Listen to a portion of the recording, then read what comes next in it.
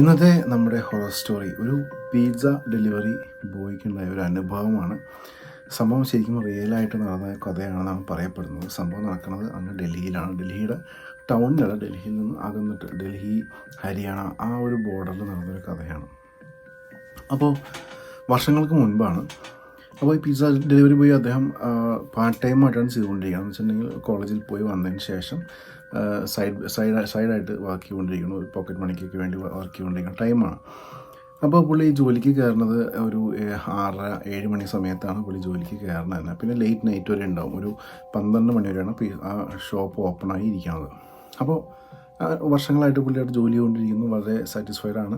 ഒരു സ്കൂട്ടറുണ്ട്. സ്കൂട്ടറിലാണ് ആൾ ഡെലിവറിയും കാര്യങ്ങളും ചെയ്യണം. പിന്നെ ക്ലോസ് ചെയ്തതിന് ശേഷം ഈ പറഞ്ഞ വീട്ടിലേക്കും കാര്യങ്ങളൊക്കെ ആ വണ്ടിക്കാണ് പോയിക്കൊണ്ടിരിക്കുന്നത്.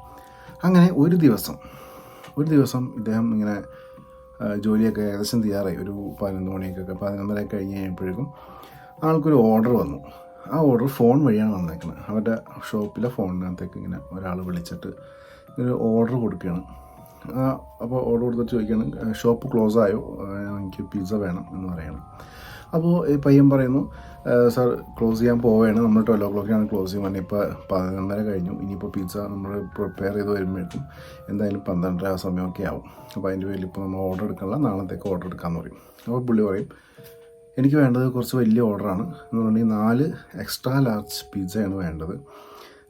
അപ്പോൾ നിങ്ങൾ എത്രയും പെട്ടെന്ന് എത്തിക്കാൻ പറ്റുമോ ചോദിക്കും. അപ്പോൾ 4 എക്സ്ട്രാ ലാർജ് പിസ്സ എന്ന് പറഞ്ഞിട്ടുണ്ടെങ്കിൽ അത്യാവശ്യം നല്ല റേറ്റായി. ആ ബില്ലിൽ തന്നെ നല്ല റേറ്റ് വരും. അപ്പോൾ ഒരു ബില്ലുമ്മ ഇത്ര ശതമാനം കമ്മീഷൻ ഈ പയ്യനുണ്ട്. അപ്പോൾ പയ്യൻ നോക്കിയപ്പോൾ 4 എക്സ്ട്രാ ലാർജ് പിസ്സ എന്ന് പറയുമ്പോൾ നല്ല റേറ്റായി. അപ്പോൾ ഒരു കമ്മീഷൻ എന്ന് പറയുമ്പോൾ കുഴപ്പമില്ലാത്തൊരു എമൗണ്ടും കിട്ടും. അപ്പോൾ അങ്ങനെ പുള്ളി പൈസയ്ക്ക് വേണ്ടിയാണല്ലോ ജോലി ചെയ്യണത്, പോക്കറ്റ് മണിക്കൊക്കെ വേണ്ടി ആയതുകൊണ്ട് തന്നെ ആൾ പറഞ്ഞു, ശരി സാർ, ഓക്കെ, ഞാൻ എത്തിച്ചേക്കാം, കുറച്ച് ലേറ്റായാലും എത്തിച്ചേക്കാം എന്ന് പറഞ്ഞിട്ട് ആളവിടെ നിന്ന് തന്നെ പിസ്സയൊക്കെ പ്രിപ്പയർ ചെയ്തിട്ട് ഷോപ്പൊക്കെ ക്ലോസ് ചെയ്ത് അങ്ങനെ 4 എക്സ്ട്രാ ലാർജ് പിസ്സയായിട്ട് അവൻ്റെ സ്കൂട്ടറിൽ വെച്ചിട്ട് പോയിക്കൊണ്ടിരിക്കുകയാണ്. അപ്പോൾ മൊബൈലിലേക്ക് ലൊക്കേഷൻ അയച്ചു കൊടുത്തിട്ടുണ്ട് ആൾ. അപ്പോൾ നോക്കിയപ്പോൾ ഏകദേശം ഒരു 22 കിലോമീറ്റർ ഉണ്ട്. അപ്പോൾ ഇവരുടെ ആ ഒരു ഇത്ര ഡിസ്റ്റൻസാണ് കവർ ചെയ്യാൻ പാടുള്ളൂ എന്നുണ്ട്. 15 കിലോമീറ്ററാണ് ഡെലിവറി മാക്സിമം കിലോമീറ്റർ പോകാൻ പറ്റുന്നത്. പക്ഷേ ഇത് 22 ഉണ്ട്. പക്ഷേ എന്നിട്ടും പയ്യൻ ഓർത്തു, കുഴപ്പമില്ല, കൊണ്ടുപോയി എത്തിച്ചേക്കാം, അവിടെ നിന്ന് ടിപ്പ് കിട്ടണമെങ്കിൽ അതും ആയില്ലേ എന്നൊക്കെ വിചാരിച്ച ആൾ സ്കൂട്ടർ എടുത്ത് പോവുകയാണ്. അങ്ങനെ ഡൽഹി ടൗണിലാണ് ഈ പിസ്സ ഷോപ്പ്. ഡൽഹി ടൗണൊക്കെ വിട്ടു ഔട്ട്സ്കേർട്സിലേക്ക് എത്തി. അവിടെ കുറേ നേരം കഴിഞ്ഞപ്പോഴേക്കും ഭൂപ്രകൃതിയൊക്കെ മാറി. എന്ന് വെച്ചിട്ടുണ്ടെങ്കിൽ ടൗണുകളും വീടുകളൊക്കെ വിട്ടിട്ട് കുറച്ച് വിജനമായിട്ടുള്ള സ്ഥലത്തേക്കൊക്കെ റോഡെത്തി. പിന്നെയും പോകണം ഒരു 4 കിലോമീറ്റർ. അങ്ങനെ പുള്ളി ഇങ്ങനെ പോയി 4 കിലോമീറ്ററൊക്കെ എത്താറായപ്പോഴേക്കും ഏകദേശം ഒരു കാട് പോലത്തേക്ക് ഏരിയ വന്നു. അവിടെ സ്ട്രീറ്റ് ലൈറ്റോ കാര്യങ്ങളൊന്നുമില്ല. ഒരു ഇടവഴി പോലത്തെ സ്ഥലത്തേക്കൊക്കെ ആ സ്കൂട്ടർ കൊണ്ട് കയറി. അങ്ങനെ ഒരു 2 കിലോമീറ്റർ ചെന്ന് കഴിഞ്ഞപ്പോൾ ഒരു പഴയൊരു വീട്, ഒരു 2 നില വീട്. ആ വീട്ടിൽ വെളിച്ചമോ കാര്യങ്ങളൊന്നുമില്ല. ചുറ്റുവട്ടത്തും വേറെ ആൾക്കാർ താമസമൊന്നുമില്ല. ചുറ്റും ഒരു മൂകമായിട്ടുള്ള ഏരിയ. അങ്ങനെ പുള്ളി 4 പിസ്സയായിട്ട് വീടിൻ്റെ ഉള്ളിലേക്ക് കയറി. അവിടെ ചെന്നിട്ട് കോളിംഗ് ബെൽ അടിക്കാൻ നോക്കിയപ്പോൾ അവിടെ കോളിംഗ് ബെൽ അടിക്കുന്നില്ല, പവറോ കാര്യങ്ങളൊന്നുമില്ല. പിന്നെ അദ്ദേഹം പോയിട്ട് ഡോറിൽ മുട്ടിയിട്ട് ആരും ഡോർ തുറക്കുന്നില്ല. പക്ഷേ അവിടെ നിന്നാണ് ഈ ഫോൺ വന്നതെന്ന് അവന് സംശയമായി. കാരണം അവിടെ ഒരു കണക്ഷനോ, ഒരു ഇൻ്റർനെറ്റ് കണക്ഷനോ അല്ലെങ്കിൽ ഒരു ഇലക്ട്രിസിറ്റിയോ ഒരു ടെലിഫോൺ കണക്ഷനോ അങ്ങനെ സംഭവങ്ങളൊന്നും ഇല്ലാത്തൊരു ഏരിയയാണ്. അങ്ങനെ കുറേ നേരം ഡോറൊക്കെ മുട്ടി ആരും കേൾക്കുന്നില്ല. പക്ഷേ ഇവന് ഈ 4 പിസ്സയും കൊണ്ട് തിരിച്ചും അങ്ങടെ ഓഫീസിലേക്ക് അല്ലെങ്കിൽ ഷോപ്പിലേക്ക് എത്താമെന്ന് പറഞ്ഞാൽ അത് കുറച്ച് ഇരട്ടിപ്പണിയാണ്. അപ്പോൾ ആൾ വിചാരിച്ചു, നമുക്കിത് കൊടുക്കാതെ പോകാൻ പറ്റില്ല, കാരണം ഇത്രയും പൈസ ചിലവാക്കിയേക്കാനാണ്. ഇനി കൊടുക്കാതെ ചെന്ന് കഴിഞ്ഞാൽ ഓണർ ചീത്ത പറയും, പിന്നെ ചിലപ്പോൾ പെനാൽറ്റി അടിക്കും, ശമ്പളത്തിന് കട്ട് ചെയ്യും, അങ്ങനത്തെ സംശയങ്ങളൊക്കെ ആൾക്ക് വന്നു.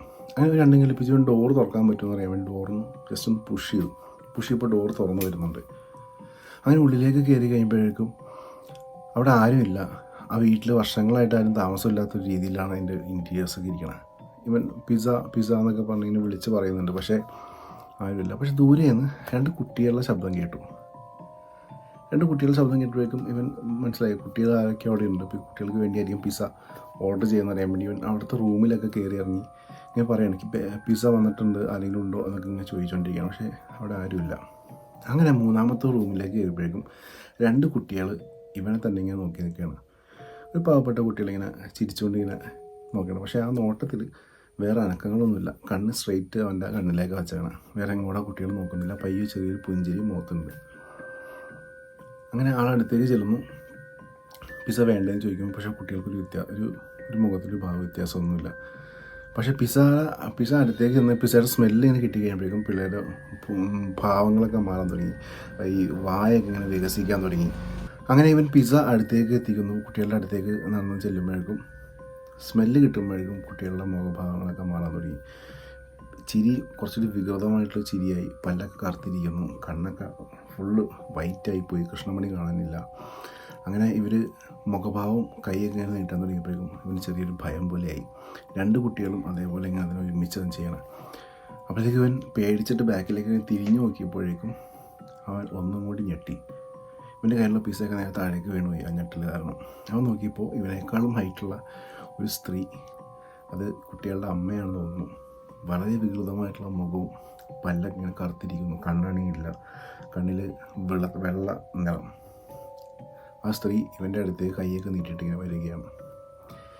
ഇവനത് കണ്ടപ്പോഴേക്കും അവിടുന്ന് പേടിച്ച് ഓടി നേരെ പുറത്തെത്തി സ്കൂട്ടറിൽ കയറി സ്കൂട്ടർ സ്റ്റാർട്ടാക്കി പയ്യെ നീങ്ങി. ഇവൻ നീങ്ങുന്ന സമയത്ത് ബാക്കിലേക്ക് ഇവർ 3 പേരും വന്ന് നോക്കുകയാണ്. ഈ അമ്മയും 2 കുഞ്ഞുങ്ങളും ഇവനെ തന്നെ ഇങ്ങനെ നോക്കിക്കൊണ്ടിരിക്കുകയാണ്.